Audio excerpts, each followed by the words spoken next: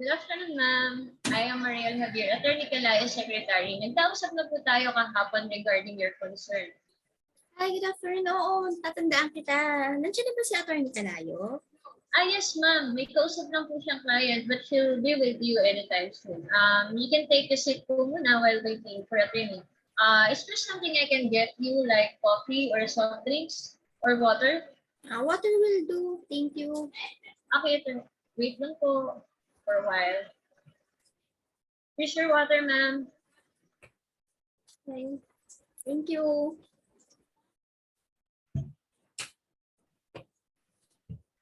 Ma'am, Attorney Calayo is already waiting for you. Samahan ko na lang po kayo sa office niya.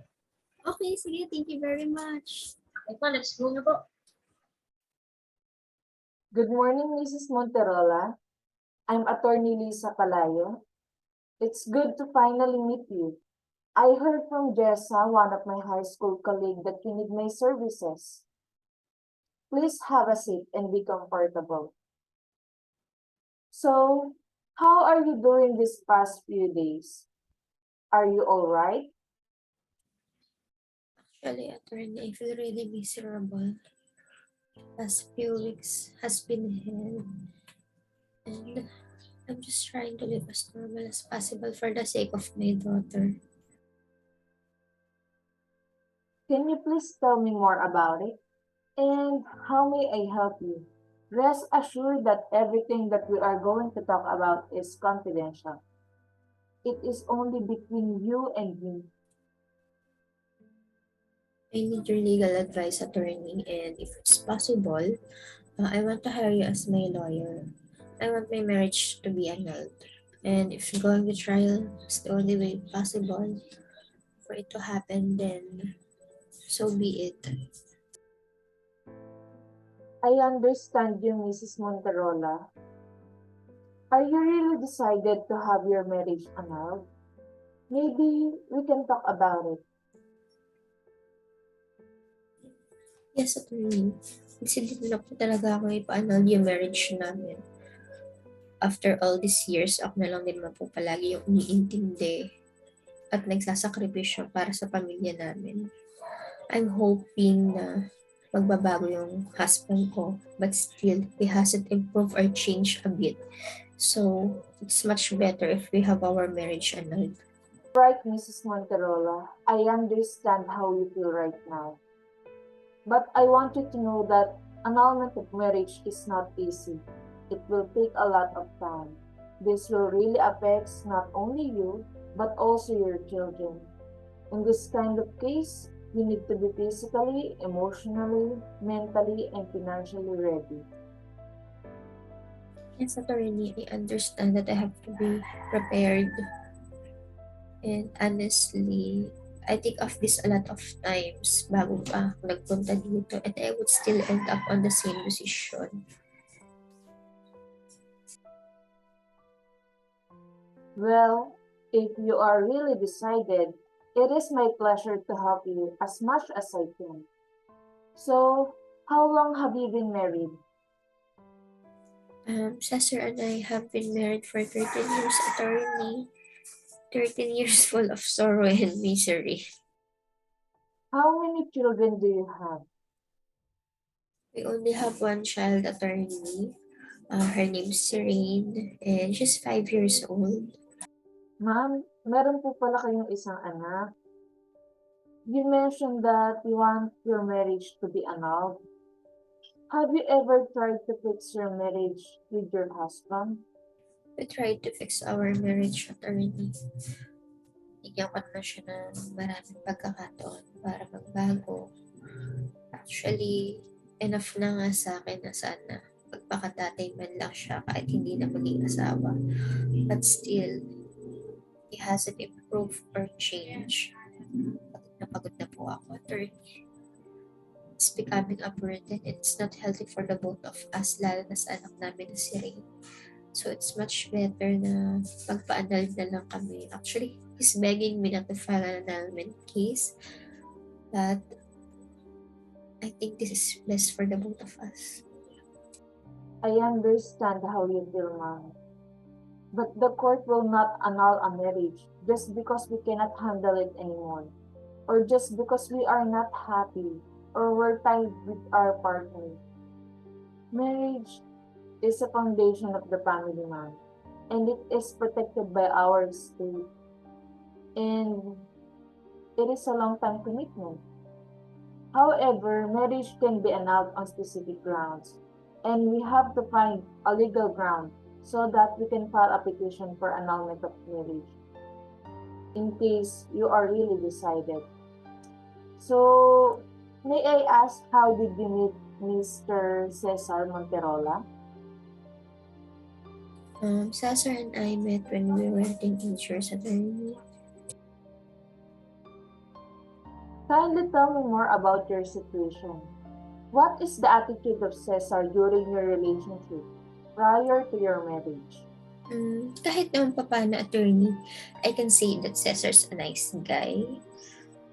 He's responsible because after we graduated from college, he went abroad, he worked there, and it was during his vacation here in the Philippines that we met again. He asked me for dinner, he courted me, and I said yes to him. But when he needed to go back to Germany, he decided na wag na lang munang umalis so he can be with me, which I appreciated. During that time, I told myself that, oh, this nice, sweet, and I really felt love. However, after a few weeks, well, they say that people change, and so is Cesar. I've noticed na palagi siyang lasing. He always go out with his friends, having a drinking spree, or sometimes siya lang naman mag-isa. I can contact him all night. Even in the morning, kapag tinatanong ko naman siya what happened to him, where did he go, what did he do, he would always say na he's working para sa future namin, which I believe. However, well, kahit papano, nagdududa ako. But still, I believed him. And then, here comes the time na he left for Germany. He told me that he will be there for 4 months. However, after, I think, a month or two, he returned again. I found out that he quit his job. And again, simula na naman yung drinking spree niya with his friends or alone. There were times na tinatawagan din ako ng mga kapatid niya telling me that Cesar is financially incapable of supporting a family. And then, did you fight about this? Yes, attorney. We fight because of his attitude. Approximately how many times did you fight? So, attorney, we fought countless times because of his attitude. And paulit-ulit lang naman, he will say sorry and court me again. And I remember that his family warned me about his attitude. What is your reaction? How did you take the warning given by his family? I just told them, attorney, that I love their brother and accepted him for who he is. Although I started to notice that Cesar has a bad temper, really bad temper, I must say. Nagdalawang isip ako na magpakasal sa kanya. But we still pushed through our wedding because during that time I was already pregnant. Okay. So, how was Cesar after you got married? Well, he's a jobless attorney. Actually, I taught him how to run the construction firm that I established before we got married. And however, parang napansin ko lang na instead na pagbutihin niya yung trabaho niya, yung pag-manage niya ng construction firm, is palagi siyang wala. There are times na hindi siya umuwi and he did not even bother to tell me kung nasaan ba siya. Kapag naman umuwi siya, is matutulog lang siya. He refused to talk to me or even go out with me. I find it unusual na kung kailan gabi, doon naman siya sobrang hyperactive. Did you ask him if he has a problem or something na hindi niya masabi sa'yo? Well, he admitted that he was using drugs, attorney, but he denied being addicted to them. What happened next? Did you seek help from a doctor? Nang nasa ospital na ako, attorney, dahil mga anak na ako kay Rini, instead of staying at the hospital to give me support, he left me. Umalis siya, and when he came back, natulog lang naman siya sa hospital. But what's worse is when Rain and I were discharged from the hospital, parang paranoid na si Cesar, attorney. We always think that someone will attack us. Kaya kung saan niya itinatago yung anak namin. And aside from this, I discovered that Cesar has lots of cash advances sa construction firm. And ilang beses na namin din namin siyang ipinasok sa rehab. But I think he refused to be treated. Kaya lagi lang siyang tumatakas or umaalis sa rehabilitation center. It seems based on your facts that Cesar was not ready to comply with the essential marital obligations of marriage. He is not ready to be a father and a husband. If we can prove this, it will fall on psychological incapacity. Psychological incapacity is one of the legal grounds to annul a marriage. Nagagamit natin to, Mrs. Monterola, to pursue our case. I'm really hoping that we will win the custody case. We will file for the sole custody of your child. If the court finds Cesar incapable of taking care of him, it will be awarded to you, subject to visitorial rights. And I want to inform you that during the pendency of our petition, the custody of Ring will be governed either by written agreement between you and Ms. Monterola or by court order based on the best interest of the child. Same with the child support. It will be governed by the written agreement between Mr. Monterola and you. Or in the absence, kung ayaw niyang pumayag, from your conjugal property. We will do our best. As for the properties, how did you acquire the properties?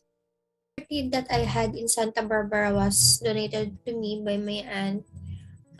I decided to have a duplex built on it, attorney. My father and I jointly loaned 2.5 million pesos from the Aguinaldo Foundation. We then deposited it to Metrobank Legacy branch in Makati. It was deposited under my name and my father's, as it would serve as funds for the construction of the duplex in Santa Barbara. All right, Mrs. Monterola. In summary, there are three issues that we are talking about here. First, your annulment of marriage. You want to annul your marriage. Second, the custody of your child, Ring. And third, the property that Cesar wanted to be divided equally between the two of you. Do you think we can win the case, attorney? To tell you the truth, it is premature to decide whether we can win this case, Mrs. Monterola. I cannot guarantee you anything right now. But what I can assure you is that we all have the legal basis to support your claim. We will use psychological incapacity as a ground to file for annulment of your marriage. I advise that we need to consult an expert, specifically a psychologist, to help us prove psychological incapacity. In line with this, if we can prove that Cesar is psychologically incapacitated, we can pray that the sole custody of ring be awarded to you. As for the claim of Cesar in the property donated to you by your aunt, I look truly into it. I will look into details of which property regime will govern. Anyway, is there any witness that can help us to prove the facts that we have given? Oh yes, attorney. My neighbor, her name's Christina Manikag. Good to hear that. You can invite him here so that we can talk about the case. Thank you very much, Attorney Calayo. Thank you. It's really a big help. You're welcome, Mrs. Monterola. It's my pleasure to help you. I'll see you then.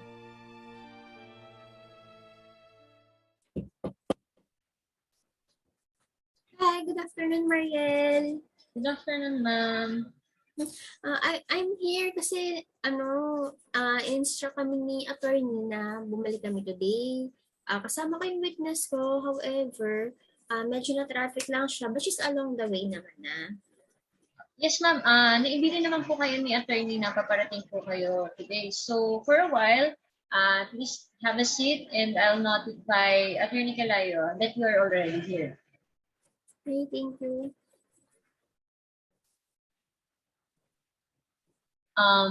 Mrs. Monterola, pwede na po kayong pumasok kay Attorney Calayo. Okay, Samahan ko Mariel. na po kayo. Sige. Good morning, Mrs. Monterola. Hello, Miss Alteros. I'm Attorney Lisa Calayo. Nice to meet you po. Please take a seat and be comfortable. We are looking forward for your cooperation.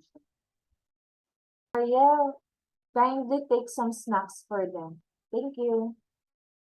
So, Miss Alteros, are you affiliated with the Alteros of Santa Ines? Yes po, attorney. Most of them are my ancestors. We just transferred to Santa Barbara wherein I met the spouses. I see.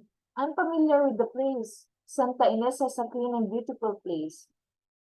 So, how long do you know the spouses Monterola? I was living in Santa Barbara for 5 years when the spouses transferred to Santa Barbara in the land of Mrs. Aguinaldo. If I may ask, what is the distance or location of your house from the Monterola's house? I think it is about 5 meters since it is adjacent to my house. What do you observe in the spouses? First, they look like a normal couple, attorney. But after some times, I observed that Mrs. Monterola is always waiting for her husband. When I asked her about it, she just told me that everything is fine. Okay po. But what do you mean by after sometimes? After a year or more? After 6 months, attorney. And then, ano pa pong nangyari? And then I observed that it is frequently happening. Sometimes I just saw Mrs. Monterola entering the house, tired of waiting, but Mr. Monterola did not come home. When I was going home from my work, I saw Mr. Monterola together with his friends. When I got home, Mrs. Monterola is waiting for him together with her daughter, Rain. So, how many times did you saw Mr. Monterola? Isa lang po ba? Attorney, it happened many times. I also saw them at my workplace. I work at a bar. Mr. Monterola was always paying the bill. I was curious because I know that he does not give any money to Mrs. Monterola. Sometimes they are fighting because of this. Yes, Mr. Monterola already mentioned it to me, that she had a confrontation with Mr. Monterola regarding financial issues. So, Miss Alteros, are you willing to help us in the court as a witness? Malaking tulong po talaga ito upang mapatunayan ang sinasabi ni Mrs. Monterola. I hope you can help us, Miss Alteros. Yes, attorney, you can count on me. I will tell the truth and help as best as I can. Thank you very much, Ms. Alteros. Before we proceed, I just want to reiterate, Mrs. Monterola, katulad na nabanggit ko nung nakaraan, that during the pendency of our petition, the custody of Rain will be governed either by the written agreement between you and Mr. Monterola, or it depends on the court based on the best interest of the child. Same with the child's support, it will be governed either by your agreement with Mr. Monterola kung ayaw niya pumayag sa conjugal properties. I also advise at this stage that we should secure the services of an expert witness, either a psychologist or a psychiatrist. Yung executive summary of the report ng psychologist or psychiatrist will form part of our petition. And Mrs. Monterola, please prepare the necessary documents like NSO, copy of marriage certificate, birth certificate of Rain, and other documents. I will give you the list later. As for the amount, I just want to remind you that we have to prepare a big amount of money, more or less $1 million, and it is your decision if we will pursue the case. We have to be ready, emotionally and physically. Mahaba ang pagdadaanan natin, Mrs. Monterola. Furthermore, Rain will be affected in this long journey. I cannot assure you that we will win. What I can assure you is that I will help you with all my best. I will be in your side throughout this journey. Thank you very much, Attorney. It's really such a great relief knowing that I still have the chance to live my life for the better. All right, if you really decided, we will proceed with the preparation of the necessary documents to file the case.